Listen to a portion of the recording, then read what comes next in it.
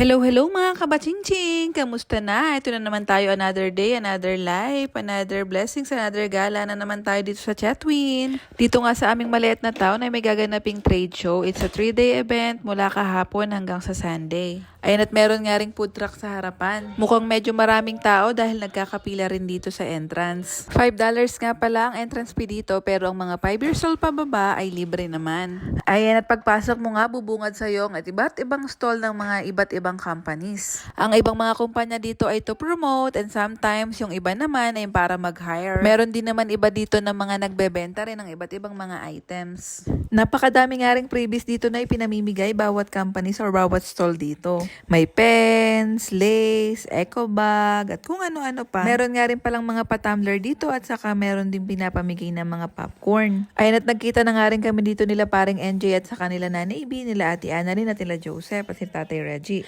At dito nga ang West Fraser. Dito ang company ni Kuya. Dito siya nag-work ngayon as an oiler. Meron din silang mga palaro at trinay ko nga rin yung dart.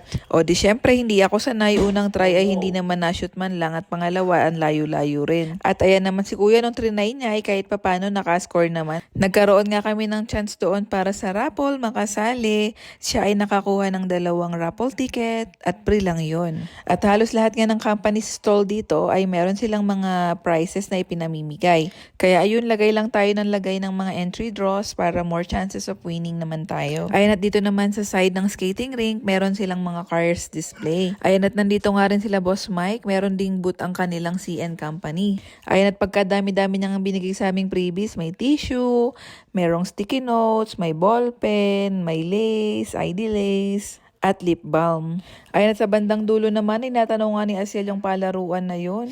$10 nga yung entry fee doon para makapaglaro ang mga bata, at unlimited na yun all throughout the day. Si Kali nga lang muna yung ipinasok namin sa loob nung una, tapos later on si Asiel, na-realize ko na sige paglaro na rin namin kasi nung una is medyo malalaki pa yung mga batang nandoon, kaya hindi ko muna siya ipinagpasok.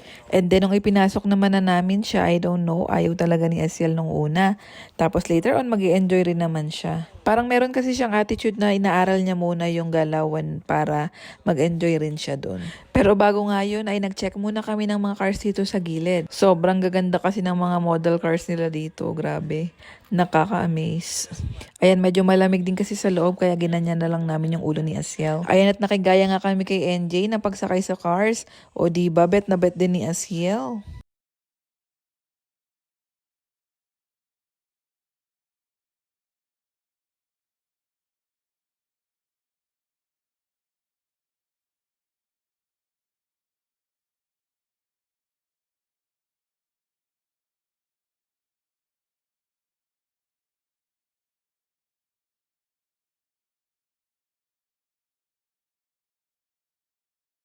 Ayan, at sa pagkakataon nga yan na ipanay siya tawag kay NJ. Gusto niya yatang maging pasahero si NJ. Ito naman ay Bronco, medyo maganda rin to.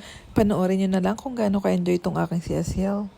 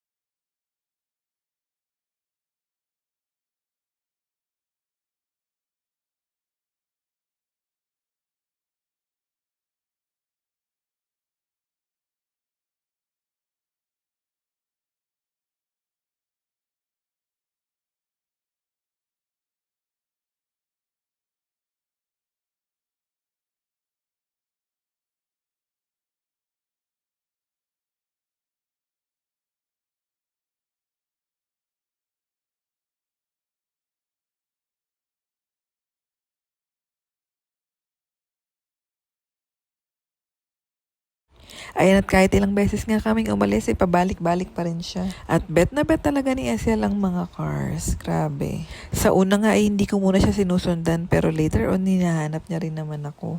Ito naman yung sasakyan na walang makina sa unahan. Grabe ang astig na tignan.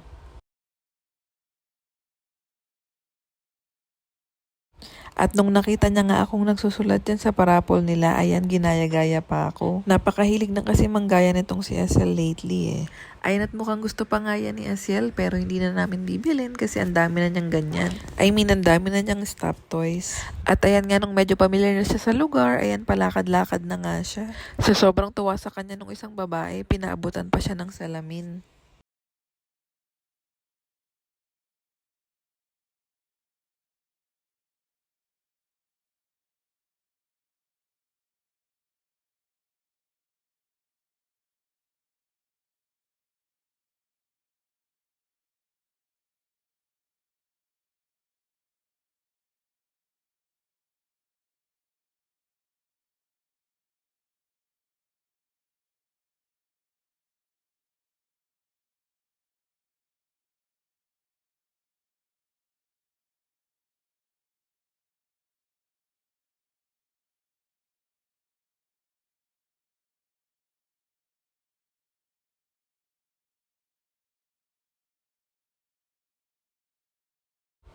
At lahat nga yata dito ng may gulong ay gustong itry ni Asiel.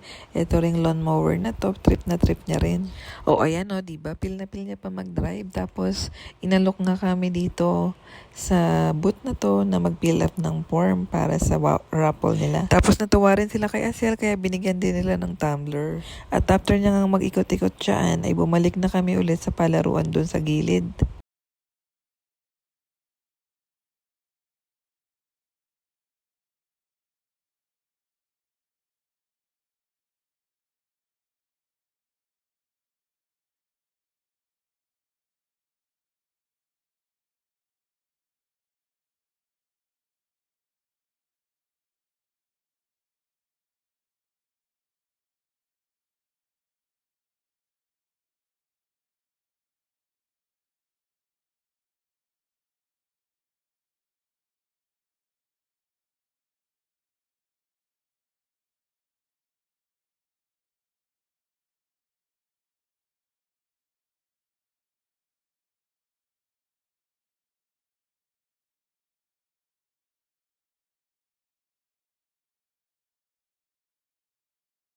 At nung 2 p.m. na nga, nag-start na rin yung dog show. Meron lang 3 dog na nag-perform dito. Tapos since nasa unahan nga kami, nung kumakain si Asiel ng mga biskwit, ay mas lumalapit sa amin yung aso kaysa sa trainer niya.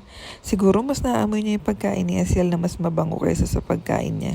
And nung mga oras nga na yan ay practice pa lang din naman. Bukas pa rin kasi yung palaruan kaya si Asiel ay nandun pa rin ang attention. Pero nung nagsimula na nga ang dog show ay pinatay na rin muna nila yung inflatable. Siguro nasa 10 to 15 minutes lang natapos yung dog show and then ayan binuksan na ulit nila tong inflatable. At dahil medyo takot pa nga si Asiel umakyat doon ay dyan na lang muna siya sa gilid kasama ni tatay. Buti na lang at hindi nag-overtime si tatay ngayon kaya may kasama ako dito. Kaya thank you tatay sa pagsama. Inaalalayan na lang ni tatay si Asiel kapag may mag-i-slide. Medyo maliit pa rin kasi siya para makitalon-talon doon sa loob. Medyo malalaki na kasi sila eh. Kung nung una nga ay ayaw niya pang maglaro-laro at jump-jump dyan, pero nung bandang huli ayaw na rin na naman niyang umuwi.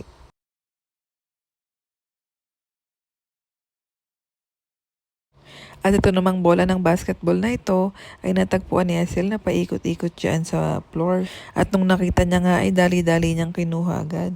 Gustong-gusto rin ni paring NJ na makiagaw dyan sa ball eh.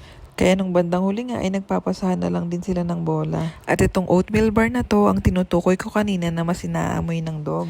Food trip din talaga tong si Asiel kahit saan mapunta eh. At nang gumulong pa nga ang bola doon sa ilalim ng table ay nagagawan pa tong si NJ at si Asiel.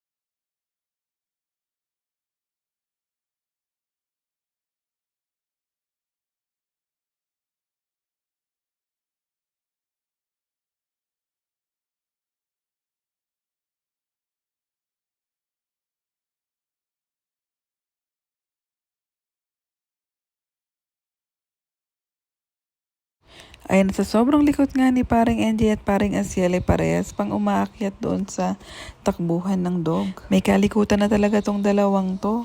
Talaga namang nag-enjoy sila lalo na nga tong si Asiel. Kaya susubukan namin silang ibalik lalo na tong si Asiel. At ayan, nakahabol pa nga tong si paring Nicolas. Hindi na siya nakahabol ng dog show. At yun lang muna for today's video. Salamat sa panonood.